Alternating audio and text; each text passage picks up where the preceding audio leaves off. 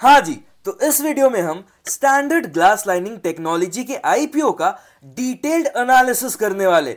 इस वीडियो में हम सबसे पहले इस आईपीओ की डिटेल्स को देख लेंगे, फिर ये जान लेंगे कि कंपनी करती क्या है, यानी कि कंपनी का बिजनेस किस चीज का है। उसके बाद कंपनी के फाइनेंशियल्स को देख लेंगे, फिर ये जान लेंगे कि कंपनी किस वैल्यूएशन पर ये आईपीओ लेकर आ रही है और करेंटली इस आईपीओ का ग्रे मार्केट प्रीमियम क्या चल रहा है, और फाइनली मैं ये बताऊंगा कि मैं इस आईपीओ में क्या करने वाला हूं। चलो एज यूजुअल सबसे पहले इस आईपीओ की टाइमलाइन को देख लेते हैं। तो ये आईपीओ 6 जनवरी यानी कि मंडे को ही खुलने वाला है और बंद 8 जनवरी को होगा। इस आईपीओ की अलॉटमेंट 9 जनवरी को अनाउंस हो जाएगी और रिफंड्स मिलना 10 जनवरी से स्टार्ट हो जाएगा। फाइनली ये आईपीओ 13 जनवरी यानी कि मंडे को अपने इंडियन स्टॉक मार्केट में लिस्ट हो जाएगी। यहाँ एक शेयर का face value 10 rupees per share का होने वाला है और इस आईपीओ का प्राइस बैंड 133 से लेकर 140 पर शेयर का है, यानी कि आपका कट ऑफ प्राइस जिस पे आपको ये आईपीओ अप्लाई करना है वो 140 रुपीज पर शेयर का हो जाता है। उसके अलावा एक लॉट में 107 शेयर्स है और इस आईपीओ का टोटल इशू साइज 410 करोड़ का है, जिसमें से आधा फ्रेश इशू है और आधा ऑफर फॉर सेल, यानी कि आधा पैसा कंपनी के पास जाएगा और आधा पैसा सेलिंग प्रमोटर्स के पास। अब क्योंकि एक मेन बोर्ड आईपीओ है तो इसकी लिस्टिंग एनएसई और बीएसई दोनों पे ही होगी। अगर मैं रिजर्वेशन की बात करूं तो एज यूजुअल आपके और मेरे जैसे रिटेल इन्वेस्टर्स के लिए ऑलमोस्ट 35% का कोटा रिजर्व्ड है, एचएनआई कैटेगरी वालों के लिए 15% का और क्यूआईबी कैटेगरी वालों के लिए 50% का। अगर आप रिटेल कैटेगरी में अप्लाई करोगे तो आपको मिनिमम एक लॉट जिसमें 107 शेयर्स होंगे उसका टोटल वैल्यू 14,980 रुपए का पड़ेगा, और अगर आप स्मॉल एचएनआई कैटेगरी में अप्लाई करोगे तो आपको मिनिमम 14 लॉट के लिए अप्लाई करना पड़ेगा, जिसका वैल्यू अगेन 2,09,720 रुपीज का निकल कर आता है। इसके अलावा अगर आपके पास काफी सारे पैसे हैं और आप बिग एचएनआई कैटेगरी में भी अप्लाई कर सकते हो तो आपको मिनिमम 67 लॉट्स के लिए अप्लाई करना पड़ेगा, जिसका टोटल वैल्यू 10,03,660 रुपीज का निकल कर आता है। प्रमोटर होल्डिंग आईपीओ आने से पहले ऑलमोस्ट 72% का था, जो कि आईपीओ आने के बाद आई एम गेसिंग 40 to 50% का रह जाएगा, जो कि डिसेंट है। कंपनी ने अपने एंकर इन्वेस्टर से 123 करोड़ ऑलरेडी रेज कर लिया है, जो कि ऑलमोस्ट इशू साइज का 30% होता है। चलो अब ये देख लेते हैं कि इनके एंकर इन्वेस्टर्स में किस किस का नाम शामिल है। तो इनके एंकर इन्वेस्टर्स की लिस्ट में कुछ पॉपुलर म्यूचुअल फंड हाउसेस के नाम शामिल है, जैसे कि आईसीआईसीआई प्रूडेंशियल, कोटक महिंद्रा, टाटा, मोतीलाल ओसवाल, और इसके अलावा अगर मैं एफआईआईस की बात करूं तो क्लोरस कैपिटल, और उसके अलावा मैसाचुसेट्स इंस्टीट्यूट ऑफ टेक्नोलॉजी का भी नाम शामिल है। यानी कि इनकी एंकर इन्वेस्टर्स की जो लिस्ट है वो भी काफी डिसेंट है। चलो अब ये देख लेते हैं कि कंपनी करती क्या है। तो ये कंपनी है ना, फार्मा और केमिकल सेक्टर में यूज आने वाले इंजीनियरिंग इक्विपमेंट की मैन्युफैक्चरिंग करती है। चलो मैं इन्हीं के वेबसाइट पे ले जाकर आपको दिखाता हूं कि इनके प्रोडक्ट्स दिखते कैसे। और पता है इसके अलावा इनकी entire production process in house है, यानी कि ये डिजाइनिंग से लेकर इंजीनियरिंग, मैन्युफैक्चरिंग, असेंबली और इंस्टॉलेशन सब कुछ खुद ही करते हैं, और इसके अलावा प्रोडक्ट बेचने के बाद आफ्टर सेल सर्विसेज भी प्रोवाइड करते हैं। कंपनी 2012 में इनकॉर्पोरेट हुई थी और करेंटली इनके पास 8 मैन्युफैक्चरिंग फैसिलिटीज है, और आटो के आटो हैदराबाद में यानी कि तेलंगाना में। और अभी कंपनी की लगभग 350 क्लाइंट्स है, जिसमें काफी सारे पॉपुलर नाम भी शामिल है, जैसे कि औरोबिंदो फार्मा, लॉरस लैब्स, नाटको फार्मा और पिरामिल फार्मा। जैसा कि मैंने बताया कंपनी मेनली 2 सेक्टर को केटर करती है, एक तो फार्मा और दूसरी केमिकल। तो इनके टोटल रेवेन्यू का ऑलमोस्ट 82% फार्मा सेक्टर से आता है और लगभग 13% केमिकल सेक्टर से। इसके अलावा बाकी की इंडस्ट्रीज जैसे कि फूड एंड बेवरेज, पेंट और बायोटिक सेक्टर से इन्हें मोटा मोटी 6% का रेवेन्यू आता है। चलो अब कंपनी के फाइनेंशियल्स को देख लेते हैं। तो सबसे पहले एसेट्स की बात करते हैं। इनकी एसेट्स 2022 को 298 करोड़ की थी, जो कि 2023 को जंप होकर 347 करोड़ की हो जाती है, और उसके बाद 2024 में फर्दर जंप होकर 665 करोड़ की हो जाती है। और अगर आप इस फाइनेंशियल ईयर के हाफ ईयर एंड में देखोगे यानी कि 30 सितंबर को, तो ये अभी 756 करोड़ का हो चुका है। तो इनकी एसेट्स में एक अच्छी ग्रोथ देखने को मिल रही है। कंपनी ने 2.5 सालों में अपने एसेट्स को डबल से भी ज्यादा कर लिया। अब अगर रेवेन्यू की बात करें तो 2022 में इनका रेवेन्यू 241 करोड़ का था, जो कि 2023 में डबल होकर 500 करोड़ का हो गया। और 2024 में इनकी रेवेन्यू में ऑलमोस्ट 10% का ग्रोथ आया, जिसके बाद कंपनी का रेवेन्यू 550 करोड़ के आसपास पहुंच गया। और अभी इस फाइनेंशियल ईयर के हाफ ईयर एंड में इन्हें 312 करोड़ का रेवेन्यू ऑलरेडी हो चुका है। यानी कि अगर मैं डबल करूं और पूरे साल भर का रेवेन्यू एक तरीके से एस्टिमेट करूं तो ये 650 से 700 करोड़ के आसपास होगा, जो कि अगेन रेवेन्यू में भी काफी अच्छी ग्रोथ देखने को मिल रही है। चलो अब नेट प्रॉफिट्स को भी देख लेते हैं। तो इनका नेट प्रॉफिट्स 2022 को 25 करोड़ का था, यानी कि लगभग 10% का प्रॉफिट मार्जिन।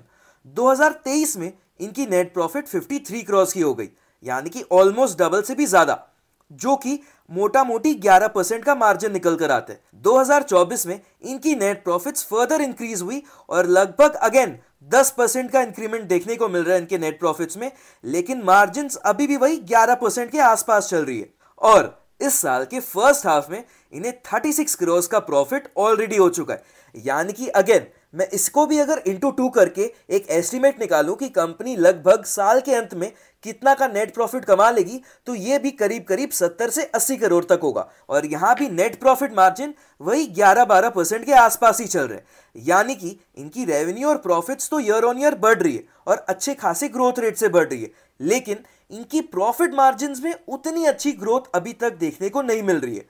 चलो अब इनकी रिजर्व्स को देखते हैं। इनकी रिजर्व्स 2024 में 53 करोड़ की थी, जो कि 2023 में बढ़कर 139 करोड़ की हो गई और 2024 में फर्दर बढ़कर 389 करोड़ की हो गई। लेकिन इस साल के फर्स्ट हाफ के एंड में इनकी रिजर्व्स में एक रिडक्शन देखने को मिल रही है और करेंटली इनका रिजर्व 261 करोड़ का है। अब ये रिजर्व्स में रिडक्शन क्यों आया वो मैं आपको बताता हूं।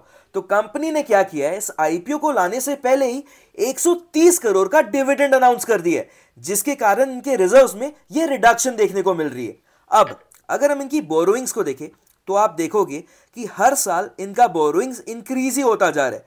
70 करोड़ था 2022 में, 2023 में 80 करोड़ हुआ, फिर 2024 में 130 करोड़ के आसपास पहुंचा और इस साल के फर्स्ट हाफ के एंड में 173 करोड़ का हो गया। लेकिन इनकी overall debt to equity ratio 0.32 का ही निकल कर आती है। तो एज सच डेट को लेकर कोई टेंशन की बात नहीं है। इनकी रिटर्न ऑन इक्विटी 20% की है, रिटर्न ऑन कैपिटल एम्प्लॉयड 25% का और रिटर्न ऑन नेटवर्थ अगेन 20% की है। यानी कि ये तीनों रेशियोज भी काफी अच्छे हैं, इनमें भी कोई प्रॉब्लम नहीं है। अब चलो ये देख लेते हैं कि कंपनी किस वैल्यूएशन पर ये आईपीओ लेकर आ रही है। तो कंपनी ना लगभग 2800 करोड़ की वैल्यूएशन पर ये आईपीओ लेकर आ रही है, जिसका मतलब ये होता है कि इस कंपनी का प्री आईपीओ पी रेशियो 43 का है और price to book value ratio 5.7 का। अब ये दोनों ज्यादा है या फिर कम, ये हम तभी कमेंट कर पाएंगे जब हम इनके बाकी के कॉम्पिटिटर्स का पी और price to book value ratio देखेंगे। तो चलो एक बार पीयर कंपैरिजन भी कर लेते हैं। तो जैसा कि आप देख पा रहे हो, कंपनी ने अपने आरएचपी में 4 लिस्टेड कॉम्पिटिटर्स का नाम शामिल किया है। सबसे पहले जीएमएम फॉडलर, दूसरे नंबर पे एचएलई ग्लासकोट, तीसरे नंबर पे थर्मैक्स और चौथे नंबर पे प्राज इंडस्ट्रीज। अब अगर हम सबसे पहले पी रेशियो की बात करें तो यहां सबसे ज्यादा पी है थर्मैक्स लिमिटेड का, जो कि 81 का है, और सबसे कम पी है जीएमएम फॉडलर लिमिटेड का, जो कि 30.64 का है, और कंपनी का पी 43.04 का है, जैसा कि हमने अभी अभी देखा। तो यार पी के मामले में तो कंपनी काफी रीजनेबल वैल्यूएशन पर ये आईपीओ लेकर आ रही है। चलो अब एक बार price to book value ratio को भी देख लेते हैं। तो यहां सबसे ज्यादा price to book value ratio है 10.64 का, और ये अगेन थर्मैक्स लिमिटेड का है, और सबसे कम price to book value ratio है अपनी कंपनी यानी कि स्टैंडर्ड ग्लास लाइनिंग टेक्नोलॉजी का, जो कि 5.7 का है। यानी कि यहां भी हमें यह देखने को मिल रहा है कि कंपनी अपने बाकी के कॉम्पिटिटर्स के मुकाबले काफी रीजनेबल वैल्यूएशन पर यह आईपीओ लेकर आ रही है। चलो अब यह भी देख लेते हैं कि कंपनी ईपीएस और रिटर्न ऑन नेटवर्थ के मामले में अपने कॉम्पिटिटर्स के सामने कहां स्टैंड कर रही है। तो सबसे पहले ईपीएस को देख लेते हैं। ईपीएस के मामले में यानी कि अर्निंग्स पर शेयर के मामले में, मतलब ये कि कंपनी अपने इन्वेस्टर्स को एक शेयर पर कितना कमा कर दे रही है। तो ईपीएस के मामले में कंपनी लास्ट है, क्योंकि कंपनी की ईपीएस सबसे कम है 3.52 की। और अगर मैं रिटर्न ऑन नेटवर्थ की बात करूं तो यहां कंपनी सेकंड आती है, क्योंकि कंपनी की रिटर्न ऑन नेटवर्थ 20.74% की है। चलो अब ये देख लेते हैं कि कंपनी इस आईपीओ के फ्रेश इशू से जो पैसे उठाने जा रही है उन पैसों का कंपनी क्या इस्तेमाल करेगी। तो कंपनी सबसे पहले कुछ मशीनरीज और इक्विपमेंट्स खरीदेगी, खुद के लिए भी और अपने सब्सिडियरी कंपनी के लिए भी।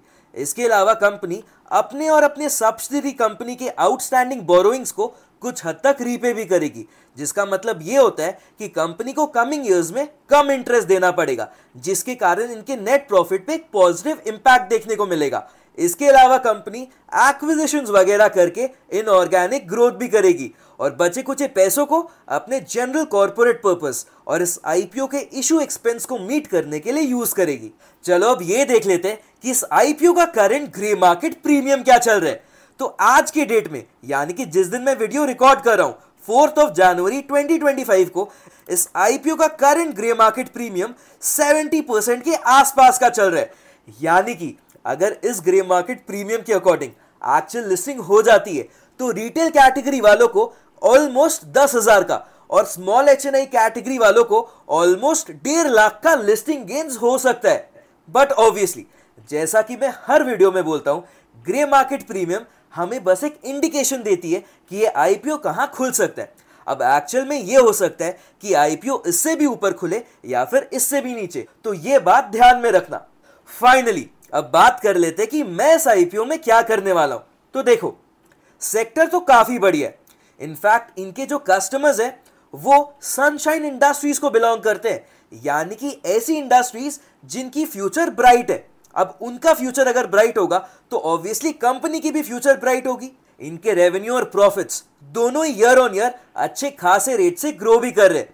कंपनी इस आईपीओ से आने वाले पैसों को अपने ग्रोथ के पीछे लगाएगी, यानी कि मशीनरी और इक्विपमेंट्स खरीदेगी और कुछ पैसों से अपने डेट को भी रिड्यूस करेगी, जिससे कि आने वाले सालों में इनकी प्रॉफिटेबिलिटी पे और एक पॉजिटिव इंपैक्ट भी देखने को मिलेगा। तो यार अभी तक आप मेरा डिसीजन समझ ही गए होंगे, मैं इस आईपीओ में डेफिनेटली अप्लाई करने वाला हूं। लेकिन ऑब्वियसली ये कोई भी तरीके की रेकमेंडेशन नहीं है, क्योंकि ये वीडियो सिर्फ और सिर्फ एक एजुकेशनल पर्पस के लिए थी। एंड आई एम होपफुल कि आपको इस वीडियो से काफी कुछ सीखने को मिला होगा। अगर हाँ तो मुझे नीचे कमेंट करके जरूर बताना, ताकि मैं आगे भी ऐसी और वीडियोस आप तक लाता रहूं। फाइनली जाते जाते चैनल को सब्सक्राइब करना मत भूलना, ताकि आने वाले कोई भी आईपीओ रिव्यू वीडियोस आपसे मिस ना हो।